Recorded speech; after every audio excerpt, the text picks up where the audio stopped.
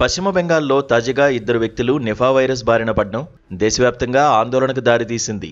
ఇప్పటికే కేరళలో నిఫా కేసులు నమోదు కావడంతో అప్రమత్తంగా ఉన్న కేంద్ర, రాష్ట్ర ప్రభుత్వాలు ఈసారి బెంగాల్లో కేసులు వెలుగులోకి రావడంతో మరింత అలర్ట్ అయ్యాయి. వైరస్ వ్యాప్తిని అడ్డుకునేందుకు బాధితులు నివసించిన ప్రాంతాల్లో కఠిన నియంత్రణ చర్యలు చేపట్టారు. ఆయా ప్రాంతాలను కంటైన్మెంట్ జోన్లుగా ప్రకటించి ప్రజల కదలికలపై ఆంక్షలు విధించారు. నిఫా వైరస్ పేరు వినగానే ప్రజల్లో భయం మొదలైంది. అయితే ఈ కేసులు బయటికి రాగానే అసలు టెన్షన్ మొదలైంది పొరుగు దేశాల్లోనే. China, Thailand, Nepal, Malaysia, Taiwan వంటి దేశాలు అప్రమత్తమయ్యాయి. భారత్ నుంచి తమ దేశాలకు వచ్చే ప్రయాణికులపై ప్రత్యేక నిఘా పెట్టాయి. విమానాశ్రయాల్లోనే నిఫా స్క్రీనింగ్ టెస్టులు నిర్వహిస్తూ లక్షణాలు ఉన్నవారిని వెంటనే ఐసోలేషన్కు తరలిస్తున్నాయి. ముఖ్యంగా చైనా మాత్రం అప్రమత్తతను మరింత పెంచింది. భారత్తో పాటు నిఫా ప్రభావిత ప్రాంతాల నుంచి వచ్చే వారిపై ప్రత్యేక దృష్టి సారించింది. ఇప్పటి వరకు చైనాలో ఒక్క నిఫా కేసు కూడా నమోదు కాలేదని, అయినప్పటికీ ముందస్తు జాగ్రత్తగా ఈ చర్యలు తీసుకుంటున్నట్లు అక్కడి అధికారులు స్పష్టం చేశారు. ఈ పరిస్థితులపై ప్రపంచ ఆరోగ్య సంస్థ స్పందించింది.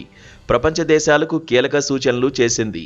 భారత్లో నిఫా వైరస్ ప్రభావం చాలా పరిమితంగానే ఉందని, దీనివల్ల ప్రపంచానికి ఎలాంటి పెద్ద ముప్పు లేదని స్పష్టం చేసింది WHO. భారత్పై ఎలాంటి ప్రయాణాంక్షలు లేదా వాణిజ్య పరిమితులు విధించాల్సిన అవసరం లేదని తేల్చి చెప్పింది.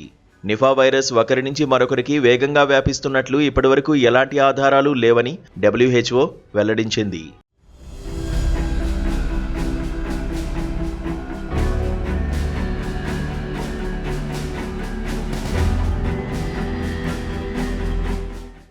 ఇదిలా ఉండగా వైరస్ సోకిన ఆ ఇద్దరు వ్యక్తులు ఇటీవల ఎక్కడికి ప్రయాణాలు చేయలేదని కేంద్ర ప్రభుత్వం వెల్లడించింది. వారు విదేశాలకు వెళ్లలేదని, ఇతర రాష్ట్రాలకు కూడా ప్రయాణించలేదని స్పష్టం చేసింది.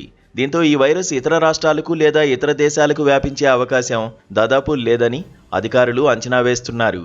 అయితే సోషల్ మీడియాలో నిఫా వైరస్పై వస్తున్న పుకార్లను నమ్మొద్దని WHOతో పాటు కేంద్ర ప్రభుత్వం ప్రజలకు సూచించింది. అవసరం లేని భయాందోళనలకు లోనవద్దని, అధికారిక సమాచారం మాత్రమే నమ్మాలని హెచ్చరించింది. లక్షణాలు కనిపిస్తే వెంటనే ప్రభుత్వ ఆసుపత్రులను సంప్రదించాలని సూచించింది.